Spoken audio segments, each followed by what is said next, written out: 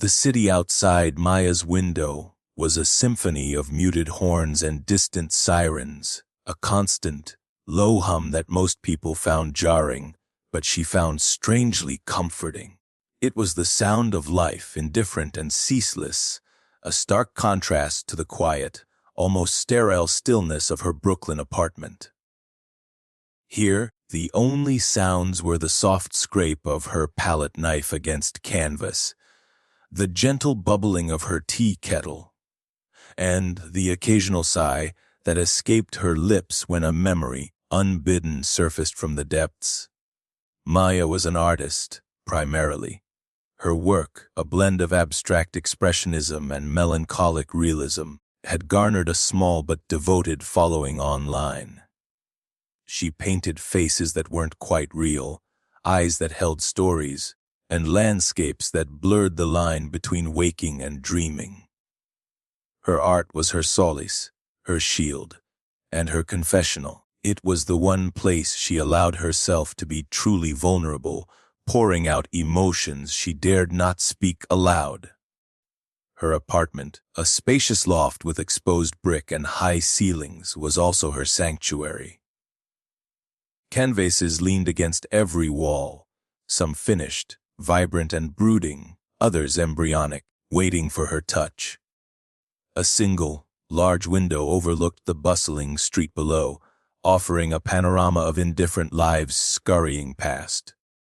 Maya rarely left it, except for the occasional trip to the art supply store, a necessary evil that always left her feeling drained, exposed. Human interaction, even the briefest kind, felt like a burden, a reminder of what she had lost. Her days followed a rigid, self-imposed routine. Wake before dawn, brew strong coffee, meditate for an hour, then paint until her fingers ached. Emails and online orders were handled with brisk efficiency, her tone professional, detached. Friends, or what remained of them, had long since given up trying to coax her out. Their well-meaning invitations to gallery openings, concerts, or just a simple dinner went unanswered or met with polite but firm declines. Maya knew they meant well, but the thought of navigating social niceties, of faking smiles and feigning interest, felt like an insurmountable task. It was easier to disappear into her world of color and shadow. But even within the confines of her carefully constructed solitude, peace remained elusive. It wasn't just the quiet sorrow that clung to her like a second skin. It was the gnawing sense of something unresolved, something dark simmering beneath the surface of her carefully ordered life. It manifested in subtle ways, a sudden flinch at a loud, unexpected noise from the street, a cold dread that would grip her when she saw certain headlines, or the way her gaze would always, inevitably, drift to a small, wooden box tucked away on a high shelf. Inside that box, she knew, lay the remnants of a past she had tried to bury. Old photographs, faded letters, a tiny, tarnished silver locket, artifacts from a life that felt like a dream, or perhaps a nightmare, depending on the day. She hadn't opened it in years. The dust that coated it was a testament to her avoidance, her desperate attempt to seal away the pain, the guilt, the unanswered questions. There was one particular canvas that stood unfinished in her studio, propped on an easel near the window. It was a portrait, or at least it had started as one. The face was blurred, indistinct, but the eyes were stark, hauntingly familiar.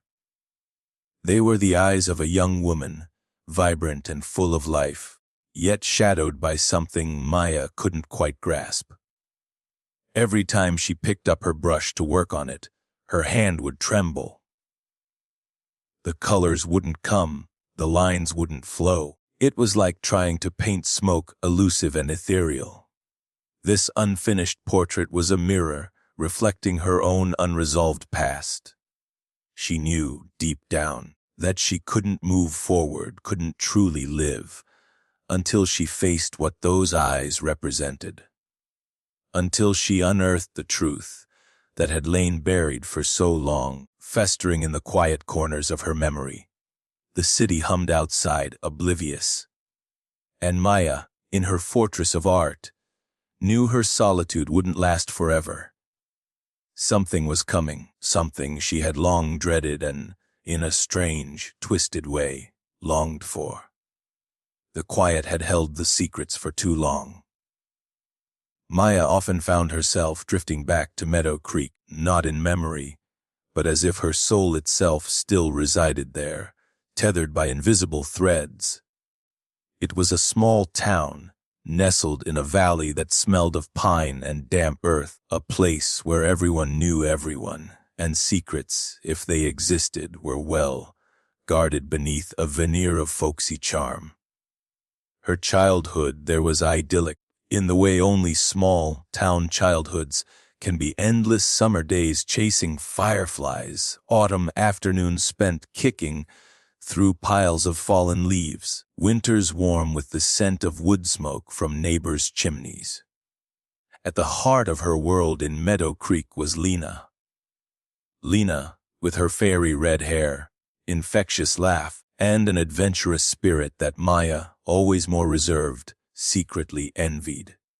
They were inseparable, two halves of a whole. Lena was the daring one, Maya the cautious. Lena would dare Maya to climb the highest oak, to jump into the coldest stream, to speak her mind even when it trembled.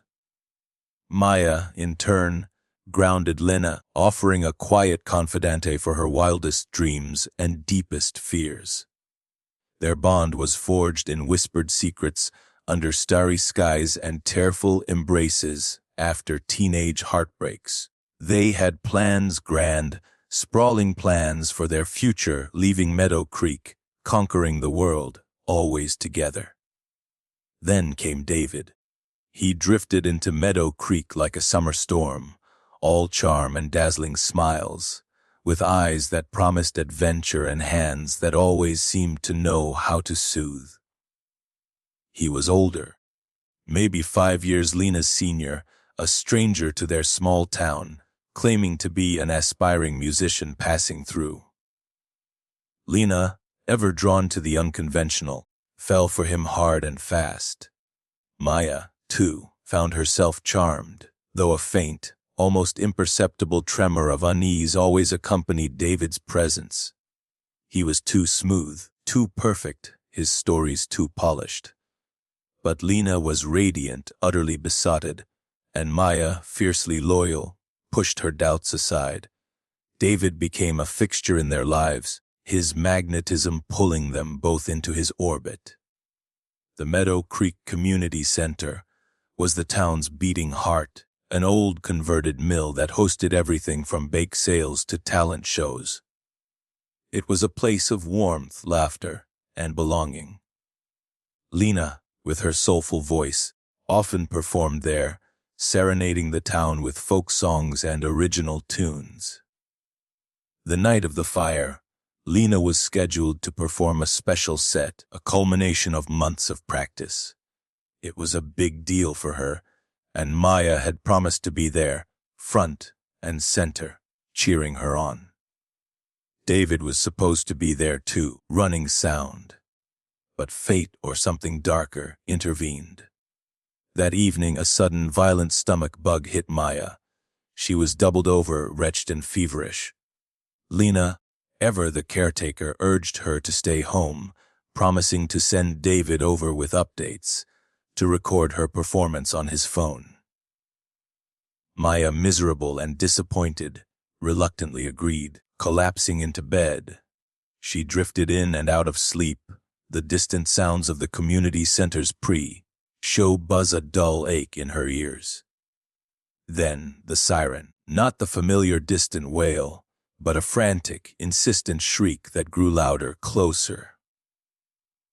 Maya stumbled to her window, her stomach churning more from dread than illness. A monstrous orange glow painted the night sky, flickering through the trees. The community center. Her breath hitched. Panic, cold and sharp, seized her.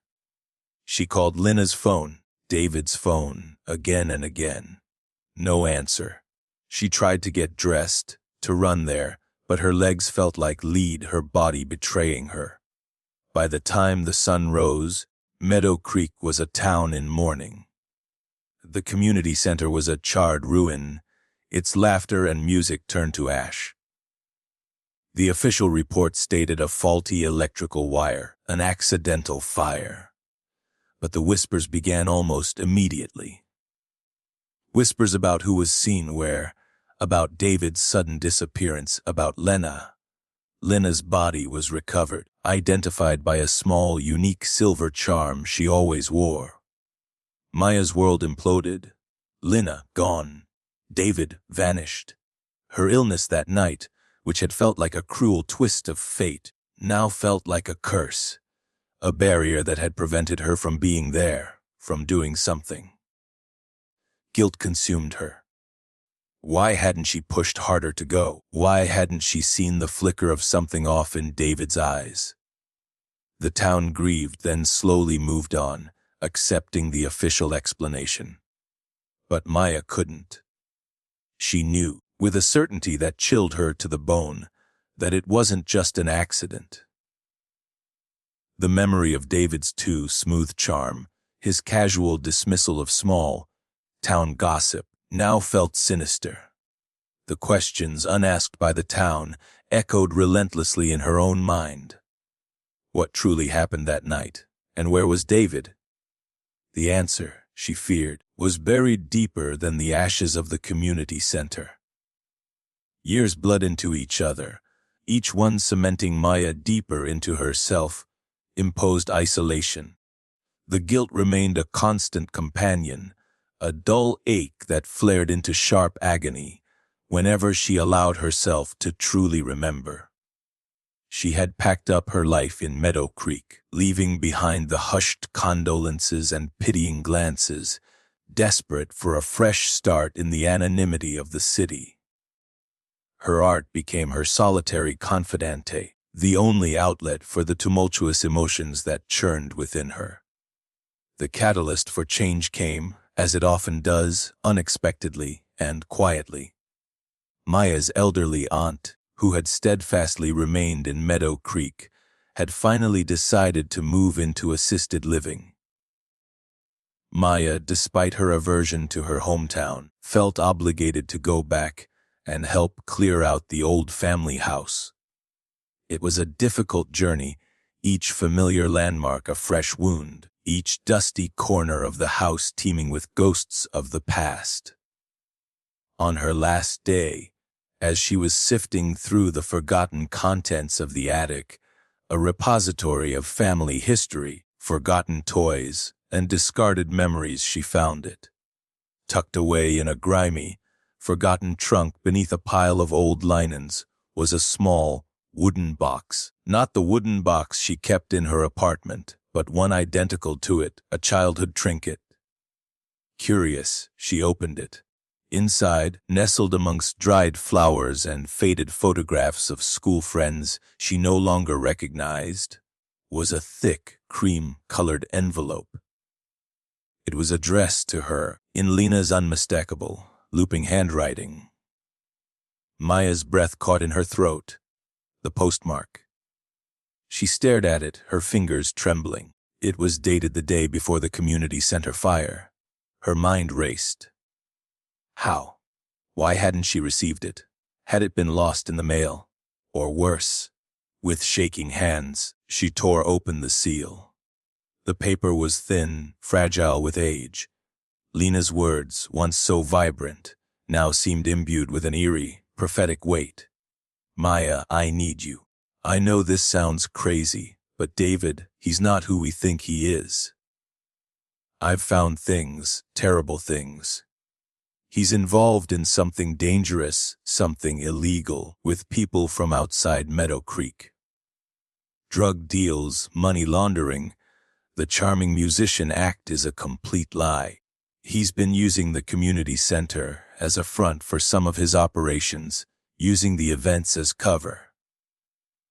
I accidentally overheard a conversation, saw documents. He's planning something big, something that could ruin everything here. I'm scared, Maya.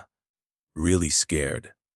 I confronted him, subtly, and his eyes, they changed. He looked at me like I was a problem to be solved. I think he knows I know. I'm planning to leave tonight, fake my disappearance if I have to. There's a hidden compartment in the old well, near the abandoned cabin by Miller's Ridge. If anything happens to me, if I don't show up tonight for the performance, check there. I've hidden evidence. I can't go to the police here. I don't know who to trust anymore. I'm meeting someone who can help me expose him once I'm safe. If things go bad, if you don't hear from me, and if you get this letter, it means I successfully faked my death and am in hiding. The community center, it's going to be a diversion, a way to make it look like an accident. Meet me by the old oak tree, the one we carved our initials into, tomorrow morning at dawn. Out at the community center, I need to tell you everything. This is bigger than us, Maya. Promise me you'll come. Promise me you'll be safe. I love you, sister. The letter slipped from Maya's grasp, fluttering to the dusty floor. The words burned into her mind, searing away years of carefully constructed grief and replacing it with a cold, terrifying rage. The fire wasn't an accident. It was a deliberate act, a diversion, orchestrated by David. Lena hadn't died in that fire. She had planned to escape, to fake her own death, to expose him. And Maya, all these years, had mourned a ghost, a lie. The greatest betrayal wasn't just David's. It was the universe's cruel trick, delivering the truth years too late. But the most shocking revelation, the one that made her heart pound with a dizzying mix of hope and terror, was the last line of the letter. If you get this letter, it means I successfully faked my death and am in hiding.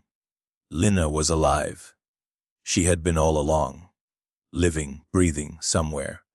All these years, while Maya had withered in sorrow and guilt, Lena had been out there, hiding, watching perhaps for the right moment. The implications crashed over Maya like a tidal wave. Her entire life, built on a foundation of loss, was a cruel deception. The unfinished portrait, the eyes that haunted her, they weren't just the eyes of a memory. They were the eyes of a survivor, watching, waiting.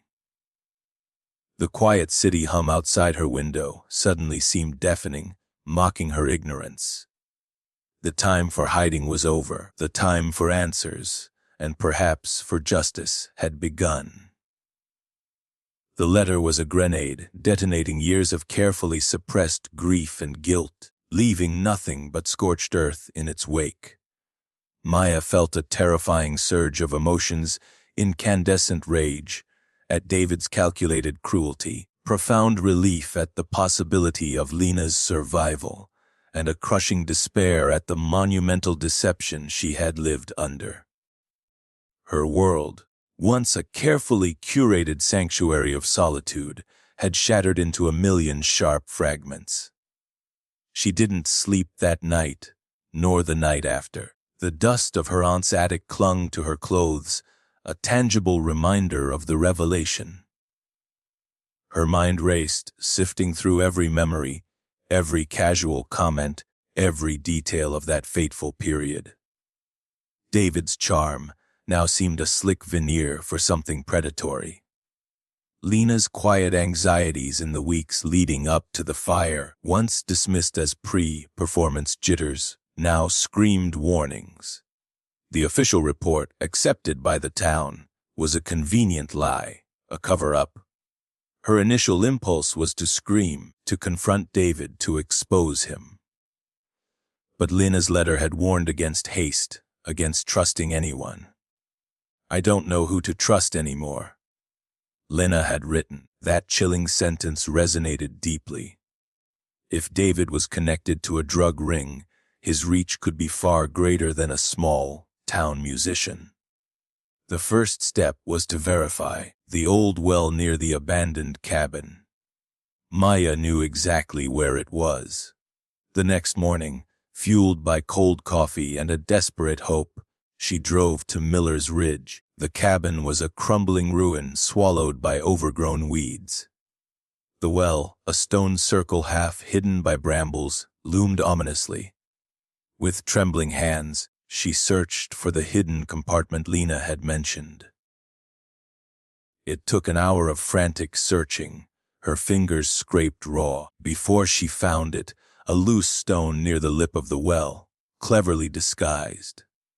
Inside, wrapped in oilcloth, was a small, waterproof pouch. Her heart hammered against her ribs. She pulled out a stack of documents ledgers filled with cryptic numbers and dates, names of individuals she didn't recognize but whose addresses pointed to nearby cities, and photocopies of bank transfers. There was also a small, worn journal, Lena's journal. The journal confirmed Lena's suspicions, detailing David's increasing aggression, his threats, and her growing fear. It also contained a detailed account of her escape plan, how she would trigger the fire herself as a diversion, creating enough chaos to slip away unnoticed, how she had arranged for a distant cousin to help her disappear and create a new identity. The last entry, dated the morning of the fire, simply read, "Wish me luck. I'm going to disappear tonight. If this letter reaches Maya, she'll know. And maybe, just maybe, one day we'll be free." Lena was alive. The evidence in her hands was irrefutable. But where was she? The journal offered no current location, only the vague mention of a network helping her. Maya felt a fierce protectiveness surge through her. Lena had been through hell alone for years. Now, it was Maya's turn to find her. Back in her city apartment, Maya began her new obsession. Her artistic eye, trained for detail and observation, became her greatest asset. She cross-referenced names from the ledgers with online databases, searching for connections, for any trace of David or his associates. She looked for art pieces, online profiles, anything that might be a subtle breadcrumb from Lena, a coded message in plain sight. She remembered Lena's love for a particular rare blue pigment, a shade of ultramarine she had once mixed herself. It was a long shot, but Lena was an artist too, and Maya knew how they thought. Days turned into weeks, her apartment transforming from an artist's studio into a war room. Maps were tacked to walls, strings connecting disparate pieces of information. She used her old art school connections, discreetly asking about certain individuals, certain types of artistic mediums that might be used for covert communication. Most led to dead ends, but one connection, an older, retired art history professor who had once been a part-time private investigator, offered a glimmer of hope. He had dealt with shady art dealings before, with collectors who were fronts for criminal enterprises. She showed him the ledgers, the journal. He listened patiently, his eyes sharp. This David character, he mused, is a ghost now. Cleaned his digital footprint remarkably well. But money leaves trails always, and people talk, eventually. He pointed to a specific name in the ledger, a minor art dealer based in Paris. This one, he's known to traffic in less than legal means. If Lena was trying to expose David, she might have left a subtle marker, something only someone looking for it would find, something that looks like an artistic flourish, but is actually a code. Inspired. Maya remembered something else: Lena's fascination with ancient calligraphy and symbols. She began scouring online art forums, looking for any new artists, especially those with a connection to Meadow Creek, who incorporated such symbols. It was a needle in a haystack, but then, late one night, a small online gallery showcasing a new artist named Alizia caught her eye. The style was different from Lena's, bolder, more abstract. But in the corner of one painting, a small, almost imperceptible symbol was etched into the canvas. It was a variation of a Celtic knot, a design Lena had drawn countless times in her school notebooks, a secret code for their childhood messages. Maya sent a cautious, coded message to the gallery, using a phrase only Lena would recognize. The response came hours later, equally coded, equally personal.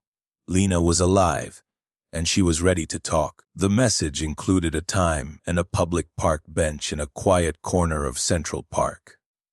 The long, agonizing wait was finally over. The true fallout, however, was yet to begin. The meeting in Central Park felt surreal, like stepping into a dream, or perhaps a memory.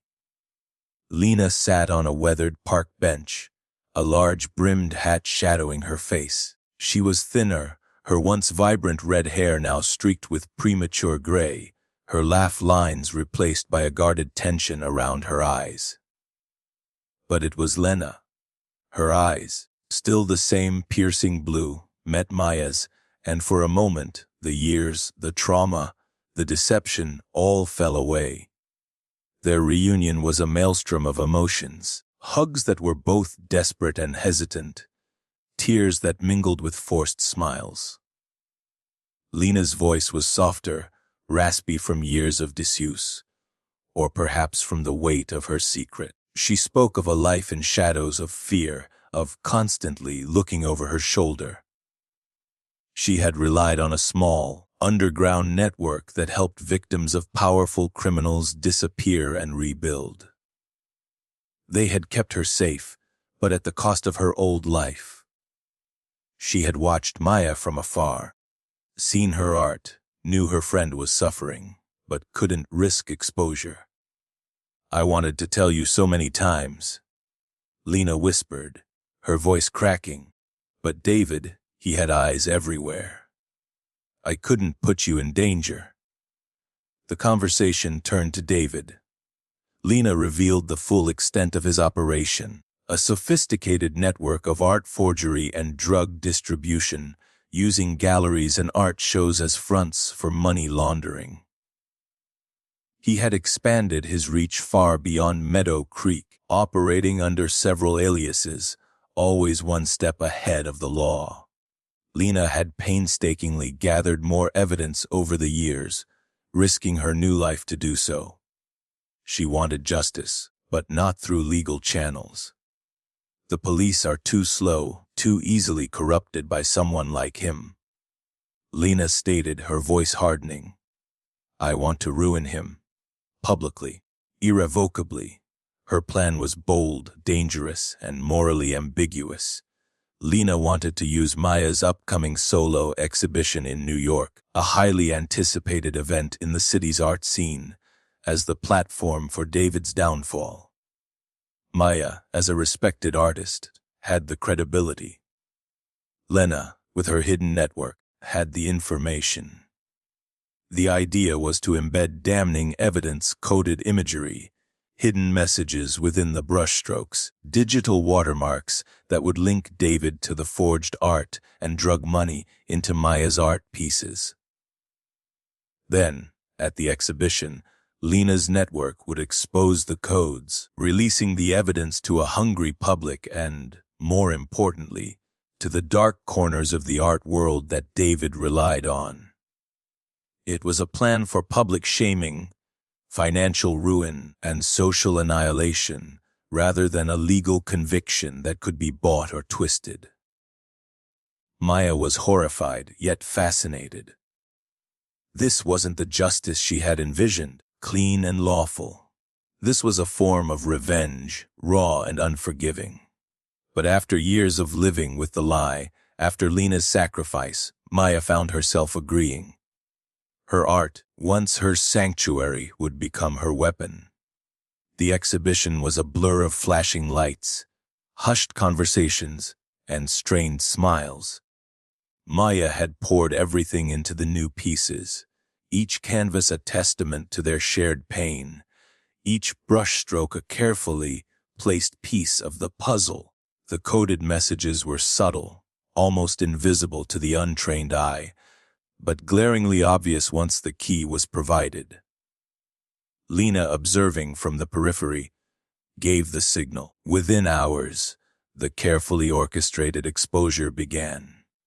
Anonymous online accounts, linked to Lena's network, began dissecting Maya's paintings, revealing the hidden symbols, the embedded data.